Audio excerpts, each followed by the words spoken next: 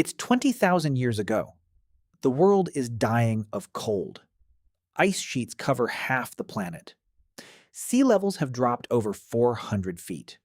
Woolly mammoths wander through what is now downtown Chicago, and somewhere in that frozen nightmare, a small group of humans is trying to survive the night. No heated homes, no grocery stores, no Gore-Tex, just fire, fur, and each other. This is the story of how we made it through the Ice Age. Not the movie version, the real one. And it's stranger, closer, and more brutal than you think. Let's start with the scale of the problem. The last glacial maximum peaked around 20,000 years ago. Average global temperatures were 10 to 15 degrees Fahrenheit colder than today. That sounds small. It wasn't. Northern Europe, Canada, and huge parts of Asia were buried under ice sheets up to 2 miles thick. 2 miles. That's not weather. That's an entirely different planet. Forests died. Grasslands turned to frozen tundra.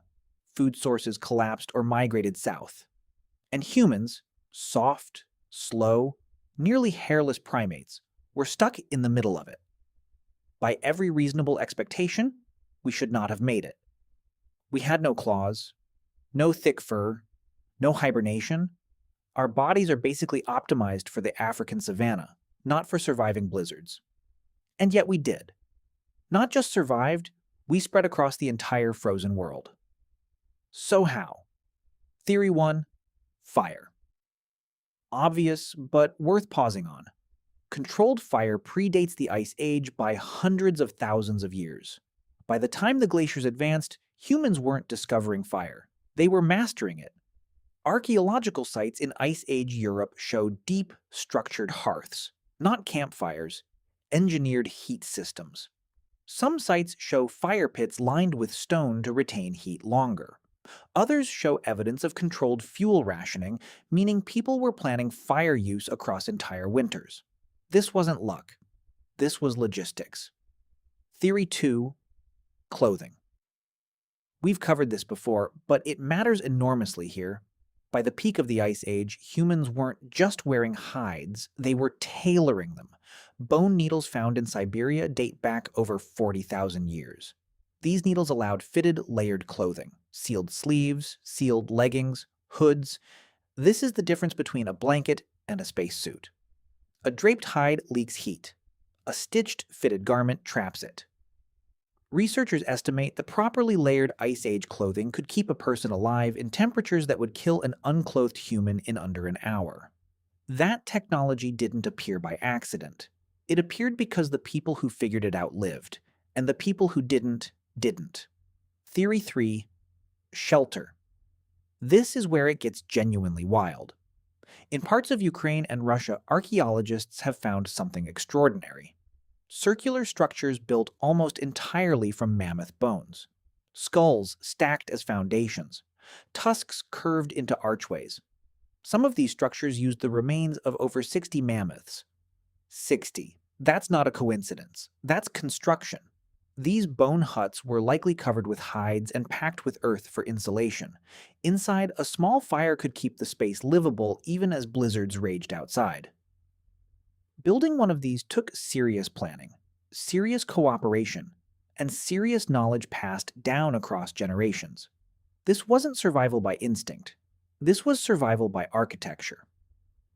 Now let's talk about food, because this is where the Ice Age gets genuinely terrifying.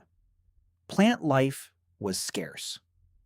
Growing seasons were short or non-existent in many regions. So, Ice Age humans became something the modern world rarely appreciates: elite, specialized megafauna hunters.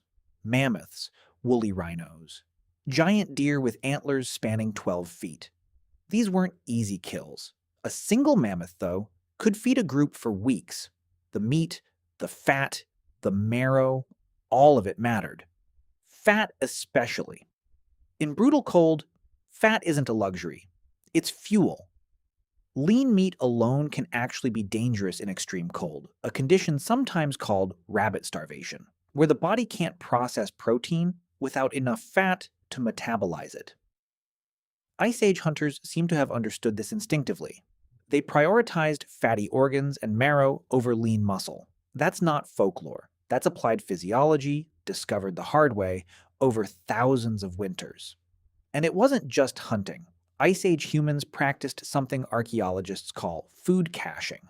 Frozen ground became a natural freezer. Groups would store surplus meat in pits dug into permafrost, preserving it for weeks or months. Essentially, they invented refrigeration using the Ice Age itself.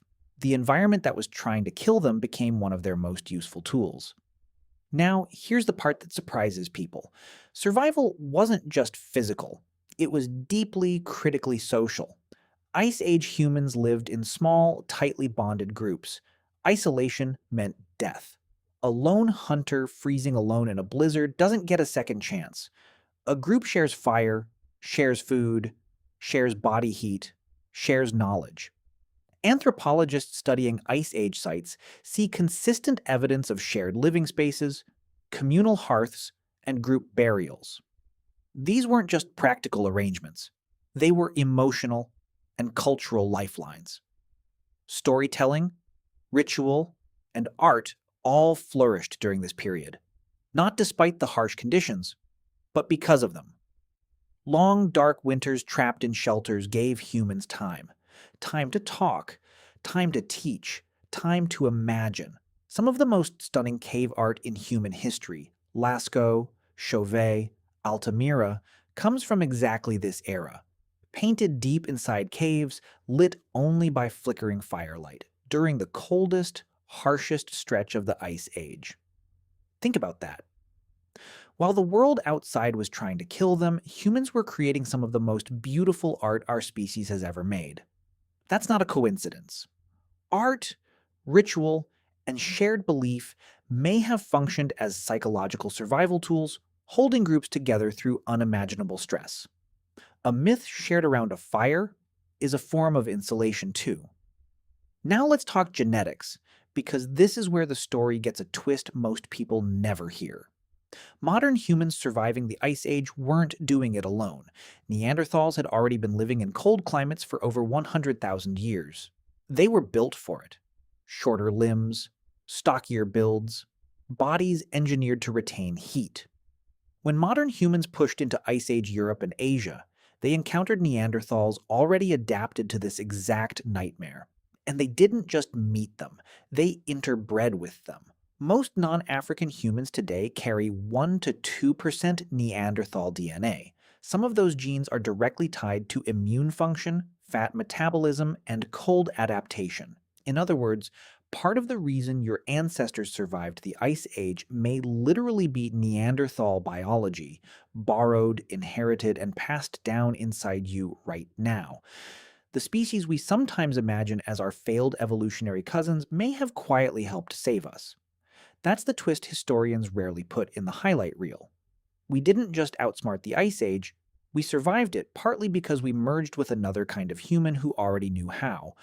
By around 15,000 years ago, the ice finally began retreating. Temperatures slowly climbed. Glaciers cracked, melted, and reshaped entire continents. The humans who emerged from the Ice Age weren't the same as the ones who entered it. They had new tools, new social structures, new genetic inheritance, new art, new myths, new knowledge passed down through unimaginable hardship. The Ice Age didn't just test humanity, it shaped it. Every stitched seam, every shared fire, every painted cave wall, every fatty marrow bone split open in a frozen pit, all of it built the foundation for everything that came next. Agriculture, cities, civilization itself. None of it happens without the humans who figured out how to survive an ice sheet 2 miles thick with nothing but fire, bone needles, and each other. So next time you complain about winter, about a cold commute, about your heater being slightly broken, remember this.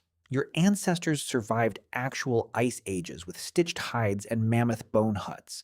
They didn't have thermostats. They had ingenuity, cooperation, and an absolutely relentless will to make it to the next morning. And they did. Every single time until eventually they didn't have to anymore. That's not just history. That's the reason you're here at all.